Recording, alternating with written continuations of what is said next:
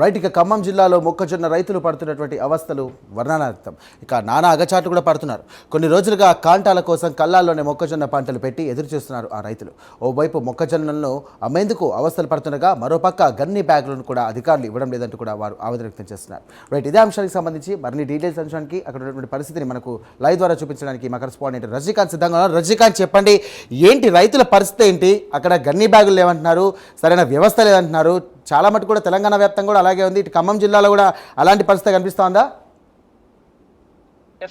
ఉమ్మడి ఖమ్మం జిల్లా వ్యాప్తంగా దాదాపు మొక్కజొన్న రైతులు కావచ్చు, ఇటు ధాన్యం రైతులు కూడా పూర్తిగా ఇబ్బందులు ఎదుర్కొంటున్న పరిస్థితి. ఒక పక్క వ్యవసాయ సీజన్ పూర్తిగా ముగిసిపోయింది, ఒక పక్క అకాల వర్షాలు కూడా ఇబ్బందులు గురి చేస్తున్న పరిస్థితి కనబడుతుంది. ఒక పక్క ఖమ్మం జిల్లా వ్యాప్తంగా 1,80,000 ఎకరాల్లో మాత్రానికి మొక్కజొన్న రైతులు సాగు చేశారు. ఒక్కొక్క ఎకరానికి మాత్రానికి 40 నుంచి 45 క్వింటాల దిగుబడి వచ్చినప్పటికీ 20 నుంచి 25 క్వింటాల మాత్రమే సొసైటీ కొనుగోలు కేంద్రాల ద్వారా అక్కడక్కడ కొనుగోలు చేస్తున్నప్పటికీ మాత్రం రైతులు మాత్రం బిక్కుబిక్కుమంటూ మాత్రం కళ్ళల్లో ఎదురు చూస్తున్న పరిస్థితిని ఓవరాల్ గా ఖమ్మం జిల్లా వ్యాప్తంగా 2 లక్షల ఎకరాల్లో మాత్రం పూర్తిగా సాగు చేశారు. అనధికారికంగా, అధికారికంగా లెక్కల వ్యవసాయ శాఖ లెక్కల ప్రకారం మాత్రం 1,80,000 ఎకరాల్లో మాత్రానికి పూర్తిగా సాగు చేశారు. ప్రస్తుతం మనం ఖమ్మం జిల్లా తిరుమలాపాలెం మండలం పెండుపోలు గ్రామం సొసైటీ కేంద్రం వద్ద ఉన్న విజువల్స్ లో చూడవచ్చు. పట్టపగలు అవుతున్నాయి. మధ్యాహ్నం పూట మిట్ట మధ్యాహ్నం అయినప్పటికీ రైతులు మాత్రానికి తమ పంటను మాత్రానికి ఒకవేళ అకాల వర్షాలు కనుక వస్తే మాత్రానికి ధాన్యం తడిసిపోతుందన్న ఉద్దేశంతో మాత్రానికి భయాందోళనకు గురైన రైతులు పూర్తి రైతాంగం మొత్తం కూడా అక్కడ కళ్ళల్లోనూ పడిగాపులుగా వస్తున్న పరిస్థితి.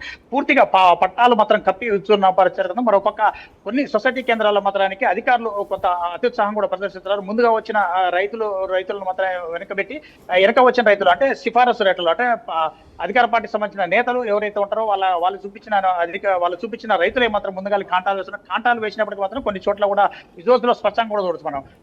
కొన్ని చోట్ల రైతులే మాత్రానికి గన్ని బ్యాగులు ఇచ్చి వాళ్ళకి కాంటాలు వేసి పక్కకు పెట్టారు. వాటిని తోలడానికి మాత్రం లారీలు లేవని మరొక కుంటి సాగు చెప్తున్నారు. మరో చోట కొన్ని చోట్ల దాదాపు ఖమ్మం జిల్లా నుంచి దాదాపు 1,400 లోడు లారీలు మాత్రానికి ఖమ్మం జిల్లా నుంచి జగ్గపేటకు ఆంధ్రప్రదేశ్ జగ్గపేట కుక్కుటం కూడా పంపించారు. మరోపక్క మిర్యాలగూడెం గోడౌన్స్ కూడా పంపించారు. అక్కడ అన్లోడ్ కావట్లేదని అధికారులు చెప్తున్నారు. సొసైటీ అధికారుల నిర్లక్ష్యం, ముందస్తుగా అధికారులు చర్యలు తీసుకోకపోవడం వల్లనే ఈ పరిస్థితి దాపురించిందని చెప్పవచ్చు. ప్రస్తుతం మనకి పిండిపోలు సొసైటీ కేంద్రంలో రైతులు కొంతమంది అందుబాటులో ఉన్నారు. చెప్పండి బ్రదర్, అసలు ఏం జరుగుతుంది? మీ పిండిపోలు సొసైటీ కావచ్చు, ఖమ్మం జిల్లాలో కూడా పూర్తిగా ఎక్కువగా మొక్కజొన్న పంటను సాగు చేశారు. ఇప్పుడు మీ పరిస్థితి ఎలా ఉంది? అది ఖమ్మం జిల్లా తిరునాపాలెం మండలం తెట్టుపాడు గ్రామం. మాకు ఇక్కడ గతంలో ఐకేపీ సెంటర్ పెట్టారు, 5-6 సంవత్సరాలు కొనుగోలు చేశారు. ఈసారి మాత్రం మాకు ఇవ్వకుండా అక్కడ బత్తోడి దగ్గర ఒక కేంద్రం ఇచ్చారు. ఆ కేంద్రం ఇచ్చినప్పుడు మేమందరం కూడా రైతులందరం కూడా 5-6 సంవత్సరాల నుంచి ఇక్కడే సెంటర్ ఉన్నది. ఆ సెంటర్ని కొనుగోలు చేసి మళ్ళీ ప్రారంభించాలని రోడ్డుకి ధర్నా చేసి ఒక 2-3 కిలోమీటర్ల పారు లారీలు ఆగి మొత్తం అంతా చేస్తే అప్పుడు అధికారులు వచ్చి ఇక్కడ కొనుగోలు కేంద్రం ఏర్పాటు చేస్తామని చెప్పేసి హామీ ఇచ్చారు. తిరునాపాలెం మండలం నుంచి అధికారులు వచ్చి వాళ్ళందరూ వచ్చి హామీ ఇచ్చారు. హామీ ఇచ్చి తర్వాత 3-4 రోజుల తర్వాత సెంటర్ ఓపెన్ చేశారు.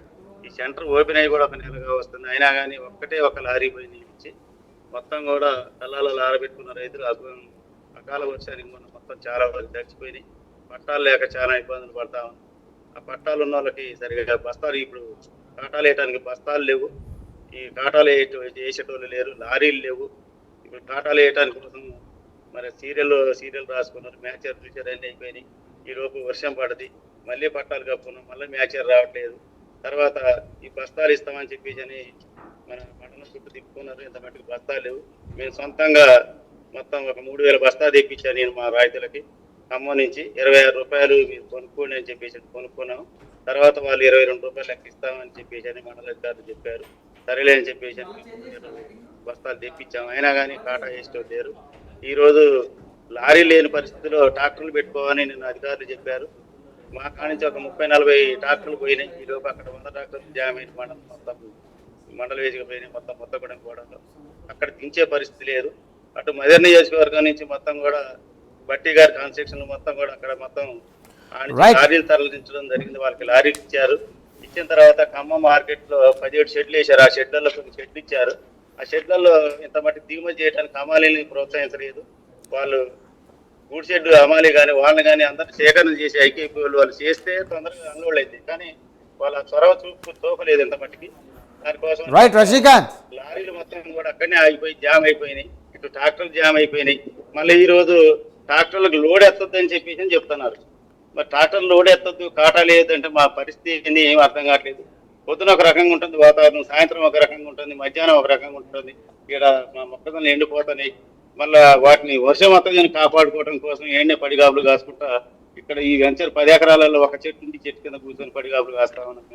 ఎప్పటికైనా అధికారులు Right. స్పందించి, మంత్రివర్గం 3 మంత్రులు ఉన్నారు మా జిల్లా.